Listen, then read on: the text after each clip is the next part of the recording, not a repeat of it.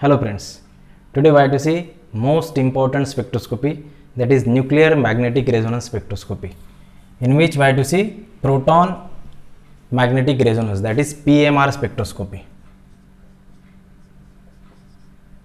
In this PMR spectroscopy, this proton acts as a nuclei. These protons are having nuclear spin.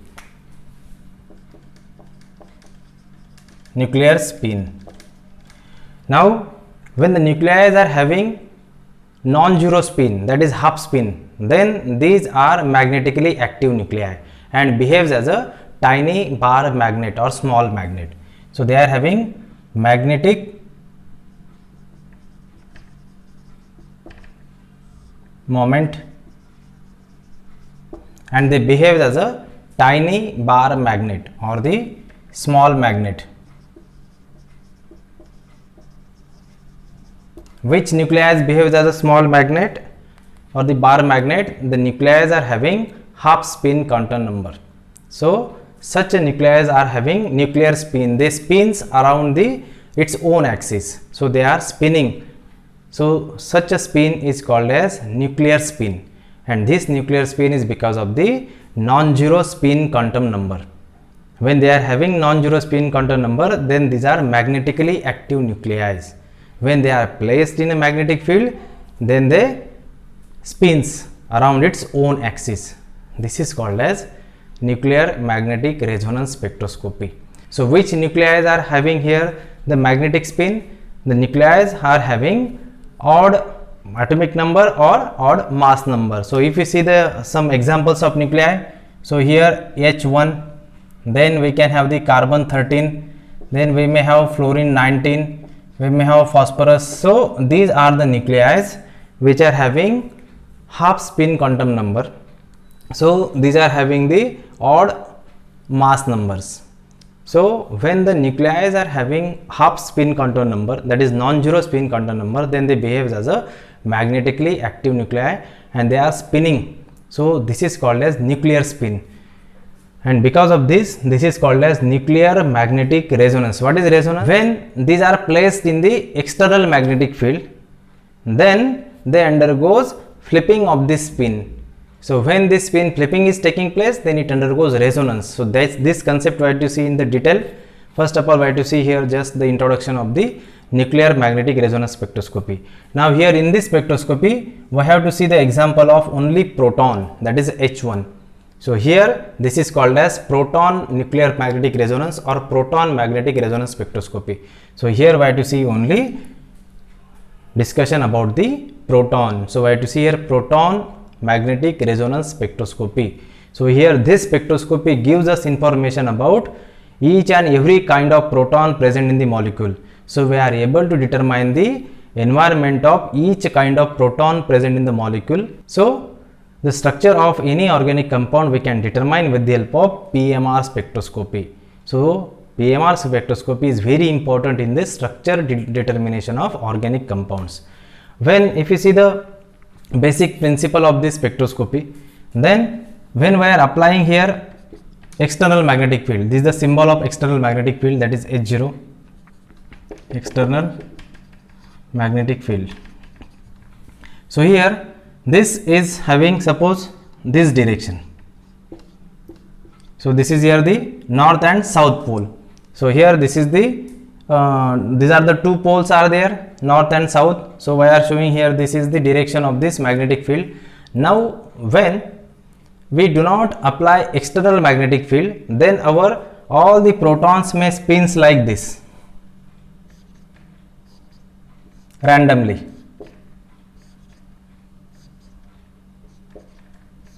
So they spins randomly, but when magnetic field applied to this, then they will take only two spin orientations or the two spin states. That is, they may either have this spin, this is called as alpha spin state,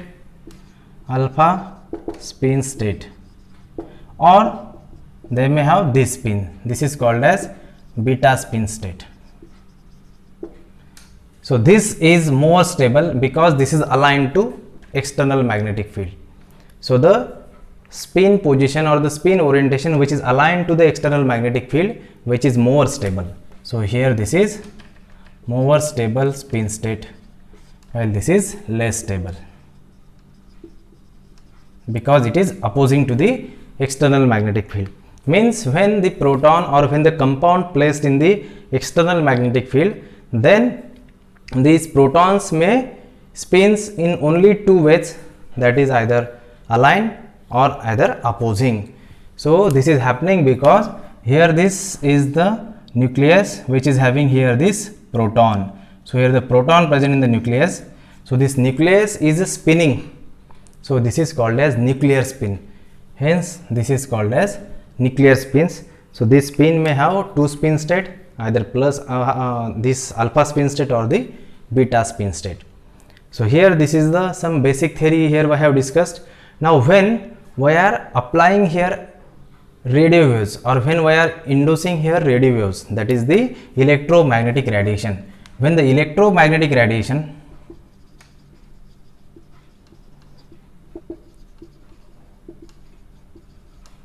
induced on this, which electromagnetic radiations are used in NMR spectroscopy? These are radio waves. When radio waves are induced on the sample, then this spin undergoes spin flipping. So this alpha spin state converted to beta spin state. So here this energy is required here, this delta E we can say, and this delta E, that is the energy which is received from the radio waves. Electromagnetic radiations are having energy. So this energy absorbed by the compound or that proton, and then it undergoes spin flipping. So when it undergoes spin flipping, then it is called as resonance. When this delta E exactly matches with the energy of electromagnetic radiation, then it undergoes resonance. Means when the energy which is provided for the particular nuclei for the flipping of that spin, then it is called as its resonance. So here when this radio waves or electromagnetic radiation induced on the compound, so the nucleus undergoes spin flipping in presence of this external magnetic field. So here this is the magnetic field we have applied here. This is the strong magnetic field here we have applied, and this undergoes spin flipping from alpha spin state to beta spin state. So energy required to spin flip is delta E. So this is called as spin flipping. So to flip the spin, nuclear spin of this proton, it required that energy. When that energy exactly matches to the energy of radio wave, then it undergoes resonance. So this delta E when exactly matches with the energy of radio wave, then it is called as resonance, nuclear magnetic resonance. It is also called as this, all the nuclei are having spinning. So they spins in a precessional orbit, and when they are spinning like this, during this spinning, this orbit is having its precessional frequency. When this frequency exactly matches with the frequency of radio wave, then it undergoes flipping, and then this concept is called as resonance. So this is here nuclear magnetic resonance we can observe here in case of compounds which contain proton. Now here different types of protons will have different, they will require different kinds of electromagnetic radiation for the spin flipping. So here different kinds of protons will require different delta E. So here this delta E will be different for the different protons. So it depends on its environment, depends on the different types of factors, and all the factors we have to discuss later on. So here on the basis of this delta E, we will have the different kind of flippings for the different types of proton. Now we can record spectra by using two ways. So here record of spectra in two ways. One, by keeping constant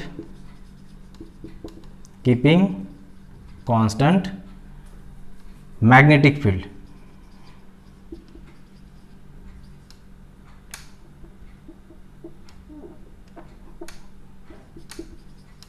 and varying electromagnetic radiation, that is radio waves, frequency of radio waves. And the second is by keeping constant radio waves and vary magnetic field. So magnetic field can be varied. So these are the two ways by which we can record the spectrum of any organic compound. But here the second one, which is followed nowadays in the instruments. So radio waves are keeping constant while the magnetic field is changing or varying. So by regulating magnetic field, by keeping constant radio waves, that is electromagnetic radiation, so we can record the spectra of any organic compound. So in this way, here we have seen here the basic or the general information about the nuclear magnetic resonance spectroscopy, here in which we have seen the proton behaves as a tiny bar magnet which is having nuclear spin because of having its spinning moment. So this spins about its own axis, so they behaves as a magnet. So they are having magnetic field. When they are placed in applied magnetic field, then they spins about its own axis.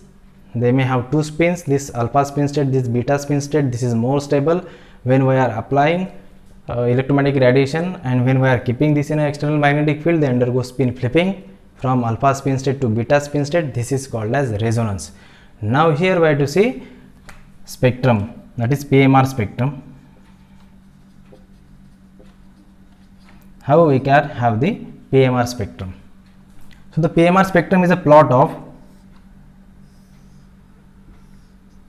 intensity of absorption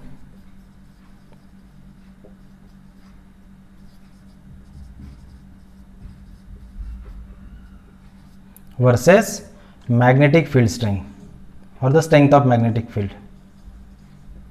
So here this is the magnetic field, this is the intensity of absorption. So we can have here such a kind of signals in PMR spectrum. So such a kind of positive signals we are having here. So here these are the two signals. So such a kinds of multiple signals or the multiplets we can have in the NMR spectrum or the PMR spectrum of the compound. So here these are the two signals here. So number of signals depends on, so here number of signals equal to number of kinds of protons. So this number of signals depends on the number of kinds, or we can say types of protons, not the number of protons. Number of protons may be the different number, but here the number of kinds, how many kinds or how many types of protons present in the compound, on that basis that many signals we can observe in the PMR spectrum of any compound. When we have example of CH3 CH2 OH, so this is ethanol or ethyl alcohol. So here this is the one kind of methyl group, this is second methylene, this is here the hydroxy. So here this is A, B, C. So this is called as kinds of protons or the types of protons. So here this is hydroxy, methylene and methyl. These three protons of same kind, these two protons of same kind, and this one proton is there. So here this is different for this is different for this. So here these are the three kinds of protons are there, three kinds and three signals. So it will give three signals. Now when we have example of ethane, so here this methyl and this methyl is exactly identical. So we can consider either this methyl or this methyl. Methyl attached to this methyl attached to this methyl. So all the 6 hydrogens are identical. So they gives only one signal. We can also observe same for the acetone, CH3 C double bond O CH3. So both the methyls are identical, so it also gives one signal. Its multiplicity we will observe in the, we will see in the next part, but here we have to see only how many signals given by the compound in PMR spectroscopy depends on the number of kinds of the hydrogens. If we see the example of CH3 CH2 C double bond O CH3, so this is 2-butanone. So here this is 1, this is 2, this is 3. So these are the three kinds. So three signals given by this 2-butanone. When we have example such as CH3 CH2 C double bond O CH2 CH3. So here this is 3 pentanone or pentane 3 one. So here this methyl and this methyl is identical. This CH2 and this CH2 is identical. So we have here this A, B, B. So only two kinds of protons are there, because this methylene and this methylene is identical, and this methyl and this methyl is identical because they are attached to CH2. Both are attached to CH2. But here this CH3 attached to CO, this CH3 attached to CH2. Hence both methyls are non-identical. But here the both methyls attached to CH2. Hence both are identical. So we are having only two kinds of hydrogens. Hence we have two signals in the PMR spectroscopy for this. So here in this way we have discussed here the basic principle of H1 NMR spectroscopy. So here this proton behaves as a tiny bar magnet, and it is having nuclear spin. So this spins about its axis. When it is placed in the applied magnetic field, then it can have these two spins. So here the number of signals based on the number of kinds of protons present in the compound. So here with the help of PMR spectroscopy, we can get information of each and every kind of proton present in the compound. So here these signals are also undergoes the splitting. So we can have the different multiplets will be there, may be there. So here we have seen brief introduction of basics or basic principle of H1 NMR spectroscopy. Now I have to see the next chemical shift and standard reference used in H1 NMR spectroscopy. Chemical shift.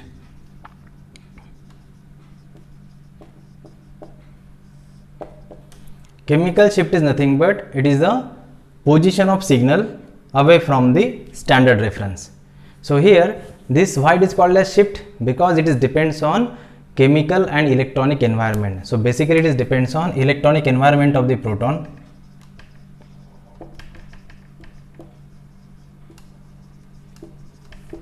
Each proton, so each proton will have different chemical shift. So what is meant by chemical shift? It gives us the position of that signal or position of that proton in the PMR spectrum. Shifting or changing of the position of signal due to the shielding or de-shielding of that proton. When the proton undergoes shielding, position changes. When the proton undergoes de-shielding, position can be changes. So here we can have such a kind of proton. So suppose this is the standard reference here. So this is the reference. Try to see the details about the reference later on. So here this is the signal of this proton. Now this signal of the proton, this is the separation, magnitude of separation from the position of signal and the standard reference. This is called as chemical shift. So this magnitude of separation is nothing but chemical shift for this.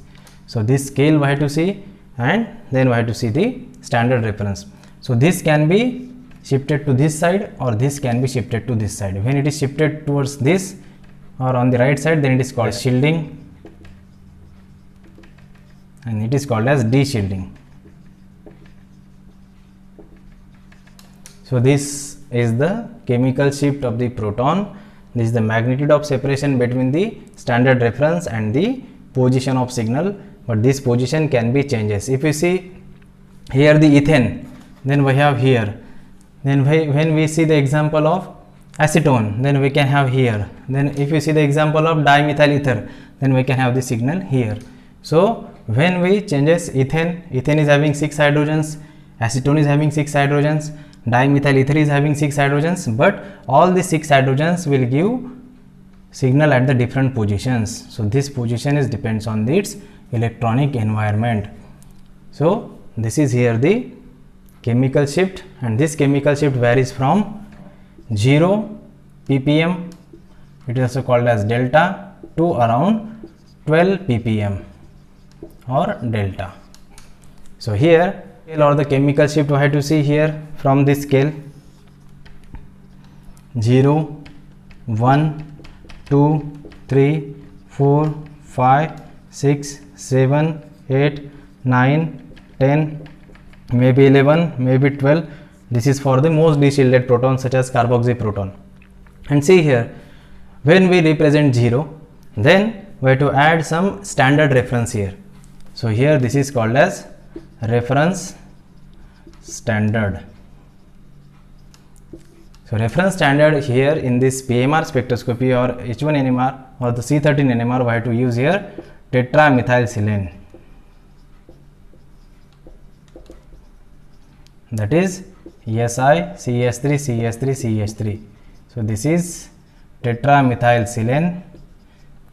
This is called as TMS, used as a standard reference in the H1 NMR spectroscopy.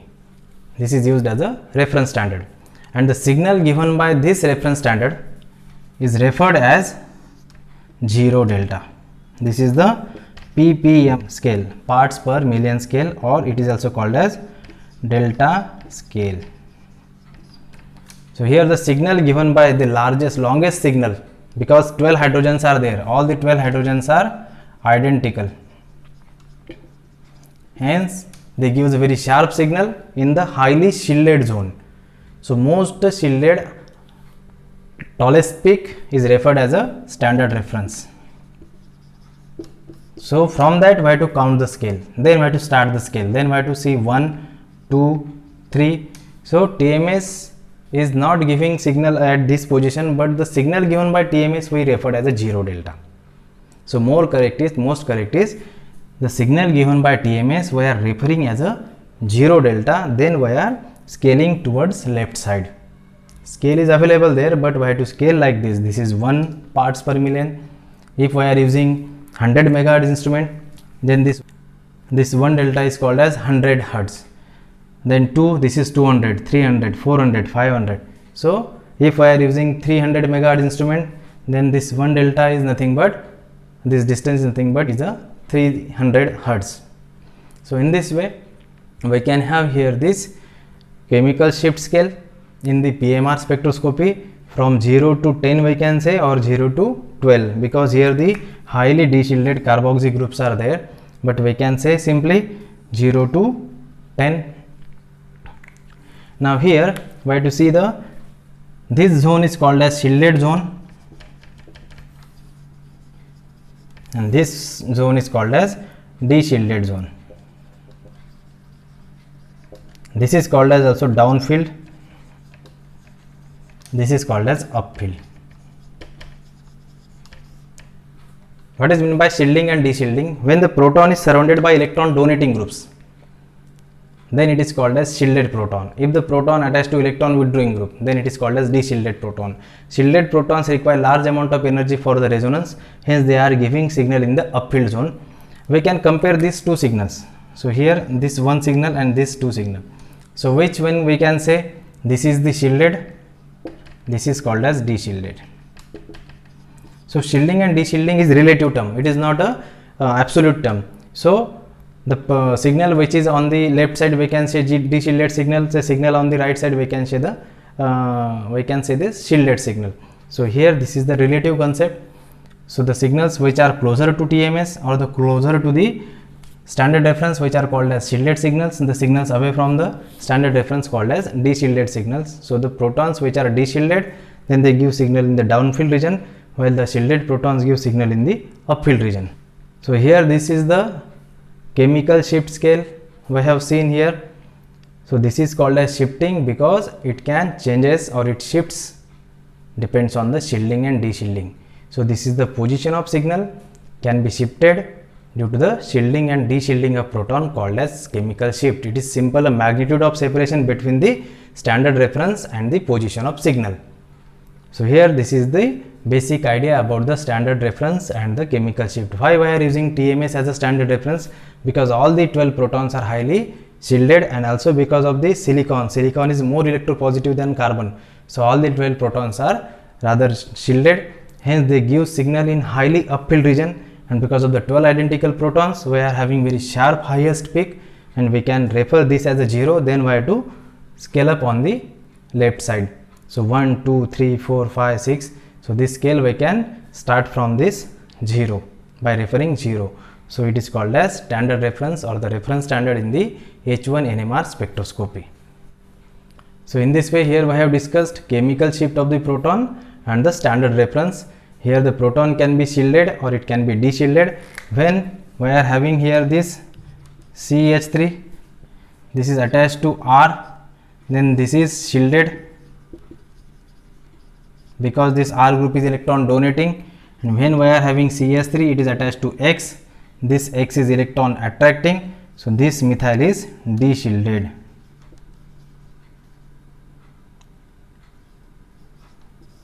So this gives signal in downfield region, while this gives signal in the upfield region. So methyl is same, but it attached to R, it attached to X. So depends on the adjacent groups. So depends on the environment of the proton, it can give signal in upfield region or it can give signal in the downfield region, depends on its electronic environment, whether it is shielded or de-shielded. When it is shielded, it is buried in the electron density, so it requires more amount of energy for the resonance. When it is de-shielded, electron density around it is taken by the electron withdrawing groups, so it is more exposed to the applied magnetic field, so it gives resonance quickly, so it gives signal in the downfield region. So the protons which are giving signal closer to this, which are called as shielded protons, and the signals which are away from this called as de-shielded protons. Thank you.